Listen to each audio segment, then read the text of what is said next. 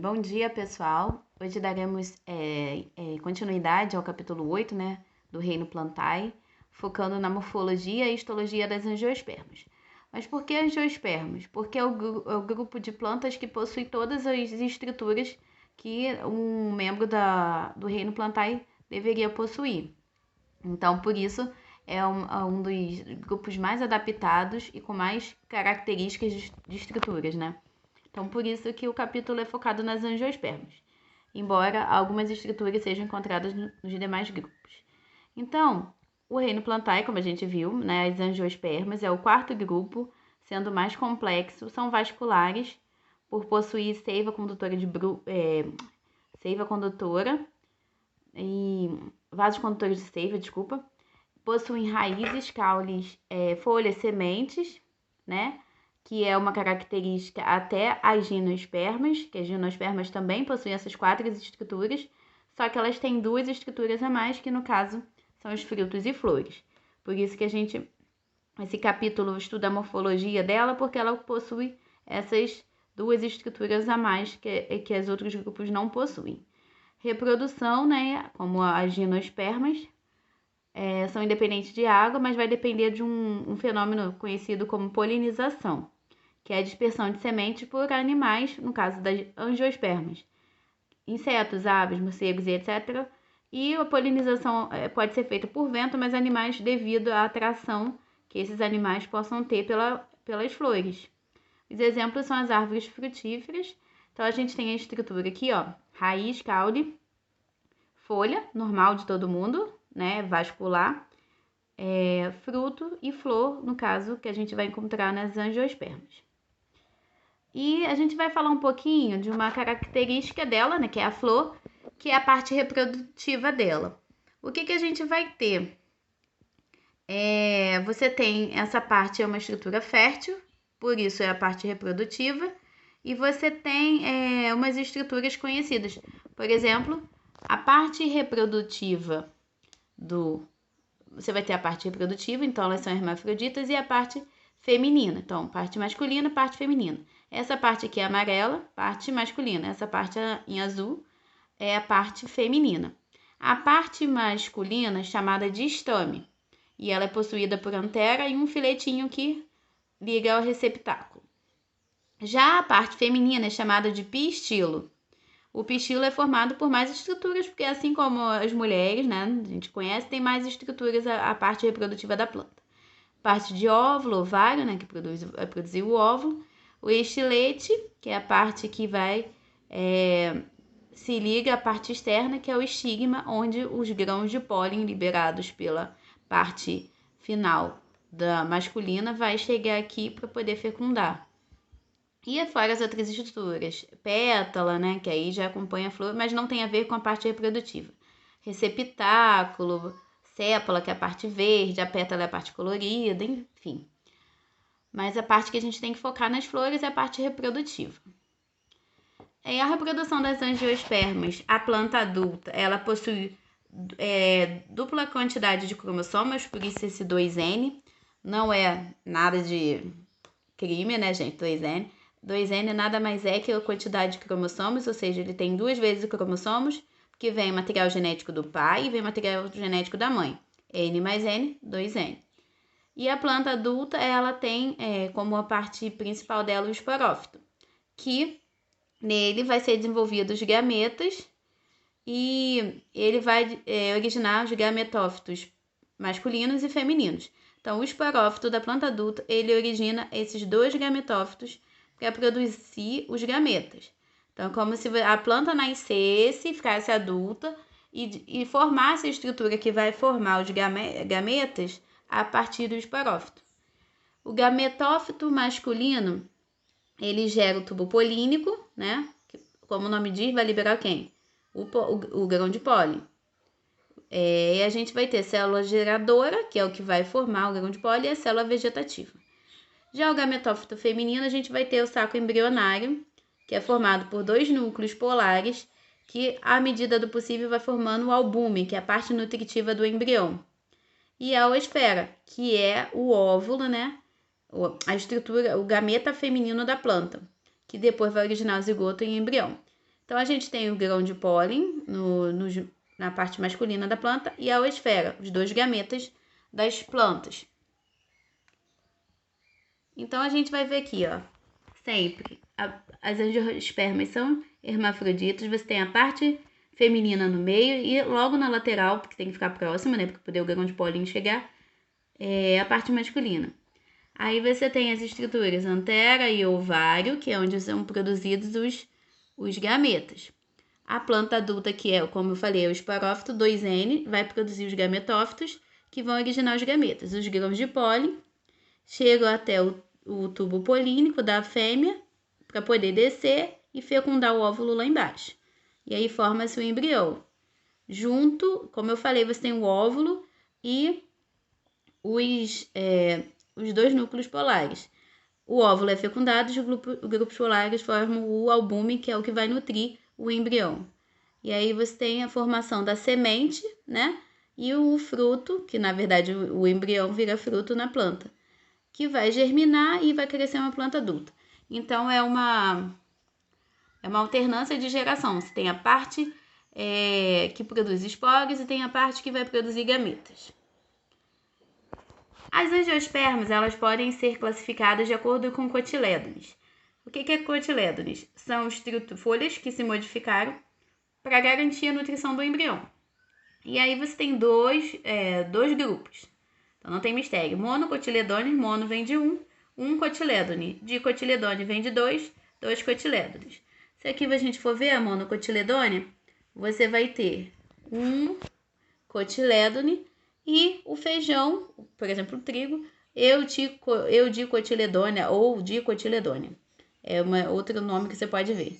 Você vai ter dois cotilédones, duas folhas modificadas que vai garantir a nutrição desse embrião. Além disso, existem diferenças entre a mono e dicotiledones. Eu acho que tem um exercício que vai pedir isso para vocês, quanto à morfologia externa.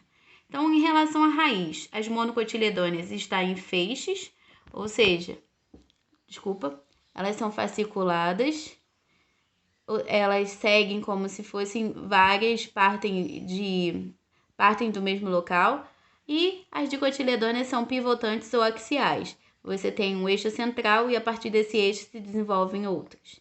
Caule, você tem sem crescimento em espessura esses caules, eles só crescem para cima, e os feixes vasculares são um pouco irregulares. Essa parte de feixes é mais complicadinho. Já o caule das dicotiledôneas, elas vão crescer em espessura, ou seja, elas vão ficar largonas, vão ter troncos bem largos. São comuns em caules lenhosos, porque tronco tem que ser bem espesso. Já os feixes vasculares são circulares. Folhas das monocotiledôneas. As bainhas, que são essas partes que encaixam nas plantas, geralmente são desenvolvidas. E as nervuras são paralelas, ou seja, são retinhas, né?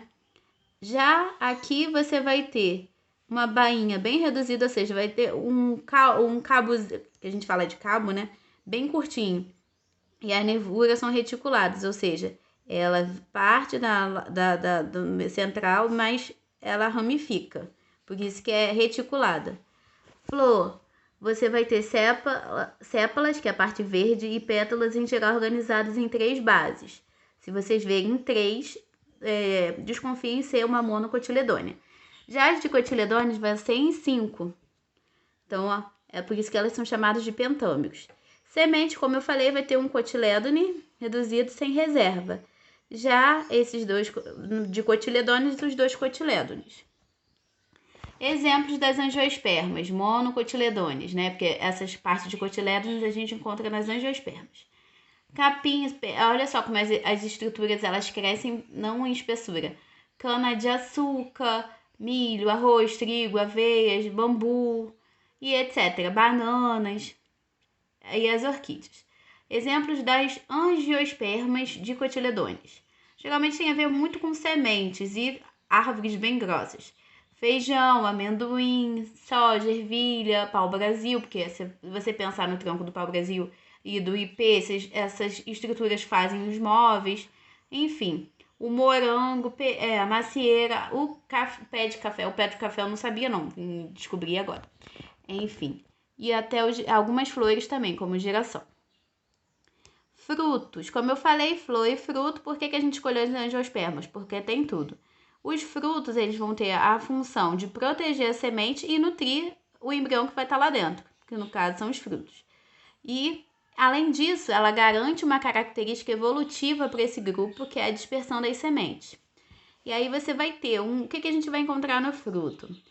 A semente, logo após da semente, o endocarpo, essa parte aqui que normalmente é o que a gente come no fruto, né, na fruta, é o mesocarpo, e a casca é chamado de epicarpo.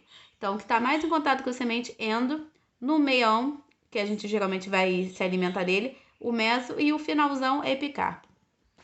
Lembrando que a gente tem frutos especiais, como, por exemplo, pseudos frutos, estrutura semelhante, são fruto, mas o que acontece? Por que a gente classifica como fruto?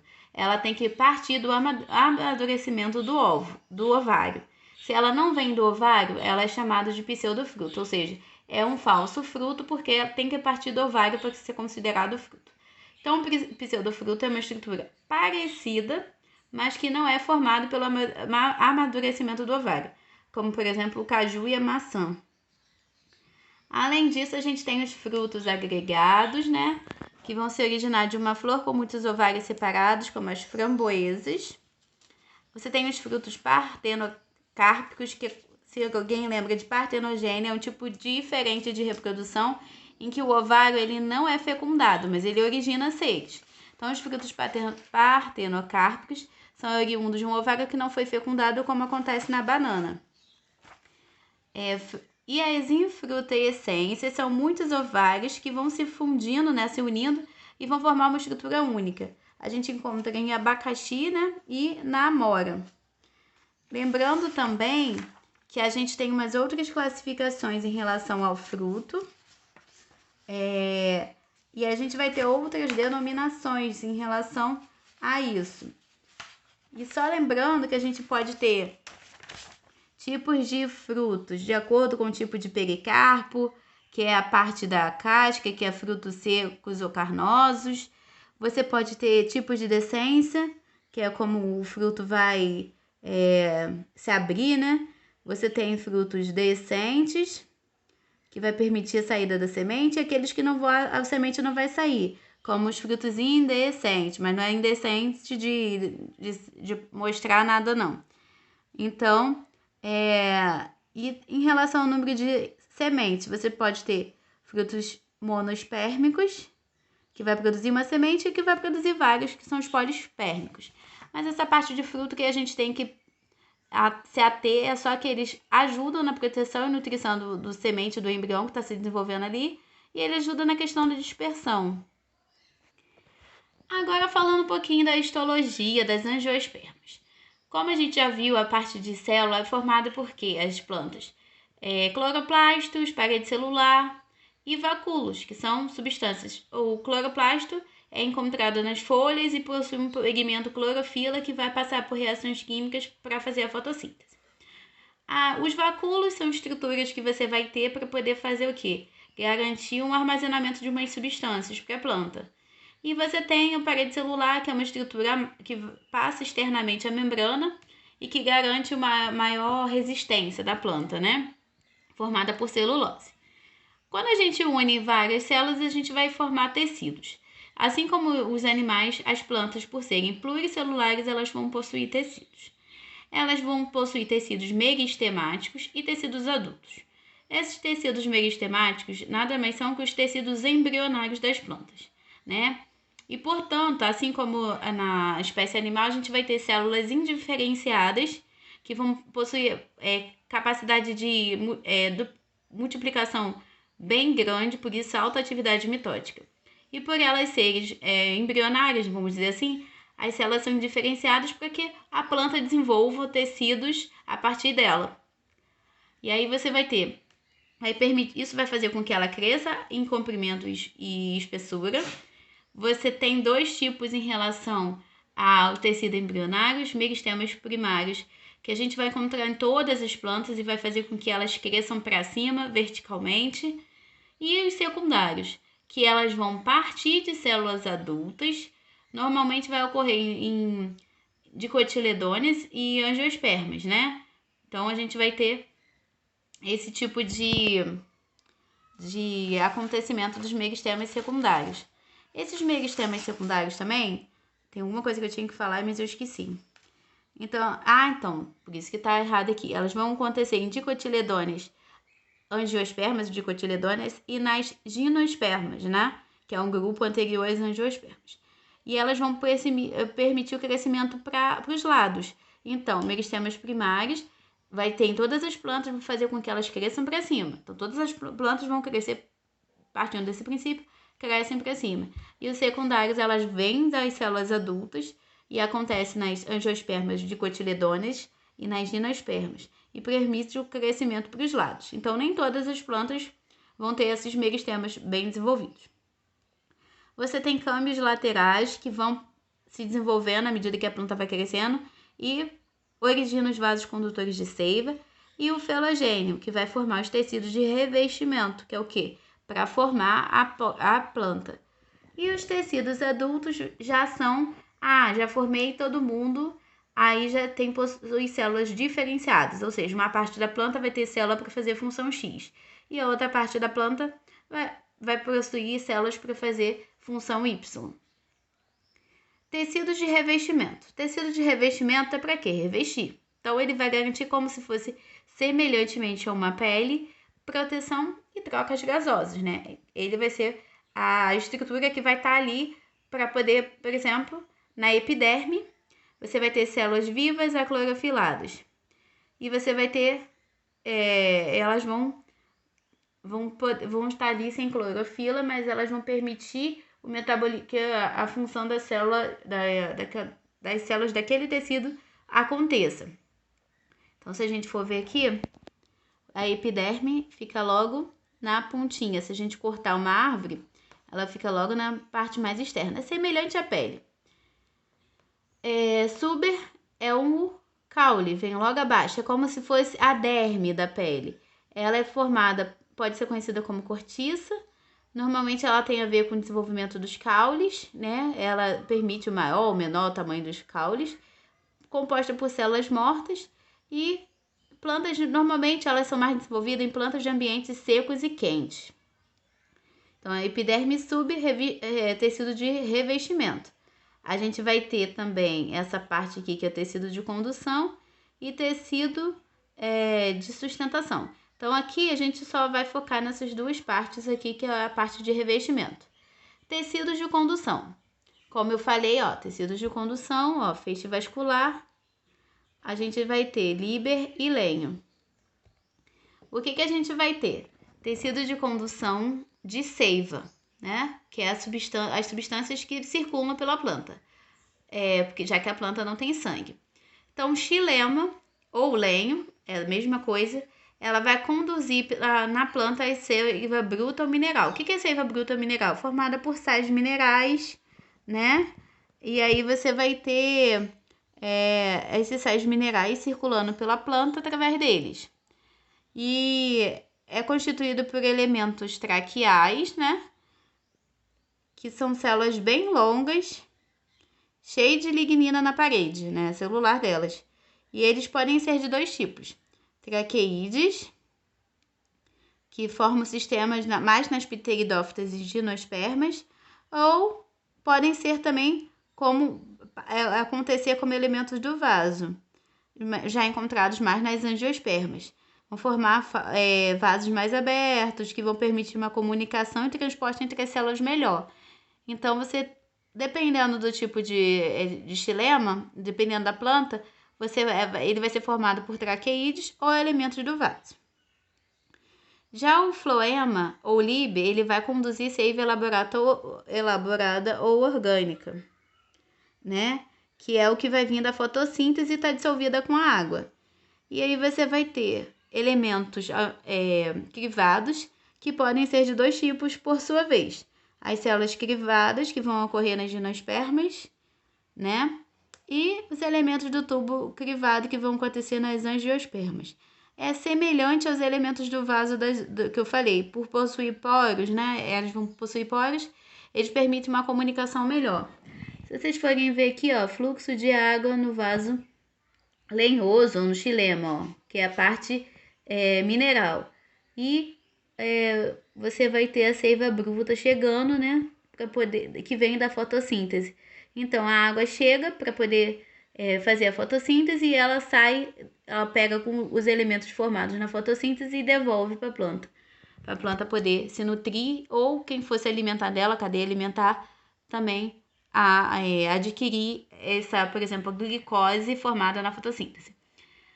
Tecidos de então a gente falou de tecidos de revestimento, tecidos de condução, tecidos de sustentação. Revestimento é para revestir, formar. Condução para levar seiva, que é as substâncias que a planta precisa. E sustentação é para dar um suporte. Você vai ter dois tipos de tecidos de sustentação, que são células que têm paredes bem espessas, porque, como vocês pensarem, sustentação de um prédio, você vai ter colunas bem fortes, então são paredes espessas e rígidas. Pensa em colunas de estruturas de casa. E estão associadas a vasocondutores, porque estruturas espessas precisam bastante de substâncias para ele poder ficar ali e executar a sua função. O colênquima é formado, então, primeiro tipo de tecido de sustentação, formado por células vivas, parede reforçada, que é o que é característico desses tecidos, formado por celulose e pectina, que são duas substâncias que vão conferir uma certa flexibilidade, né? E, além disso, por exemplo, plantas jovens, ela precisa dessa colênquima mais desenvolvido.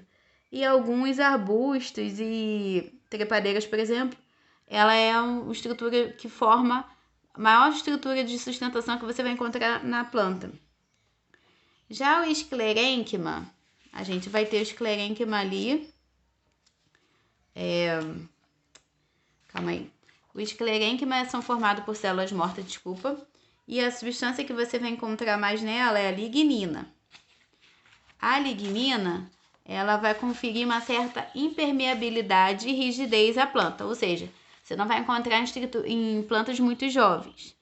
E além de lignina, você vai encontrar fibras, né, que também ajuda muito na questão de sustentação.